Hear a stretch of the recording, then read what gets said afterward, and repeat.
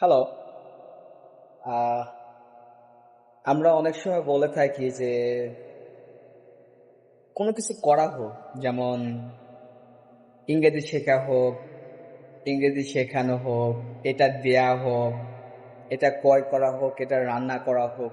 So এই এমন ধরনের সেন্টেন্স তৈরি করার ক্ষেত্রে আমরা কি ব্যবহার করতে পারি, তাই না? সো এখানে আমরা ভয়েস ব্যবহার করতে পারি যে যদি কোনো কিছু করা হোক, এই সেন্টেন্সের ক্ষেত্রে আমরা ব্যবহার করতে পারি let it be V three form of the verb. Let it be V three, যেমন লেট ইট বি ডান, এটা করা হোক। লেট ইট বি গিভেন, এটা দেয়া হোক।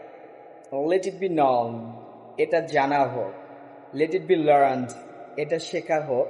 লেট ইট বি টট, এটা শেখানো হোক। রাইট? সো কোনো কিছু করা হোক, এক্ষেত্রে আমরা ব্যবহার করবো let it be V three. Let's try.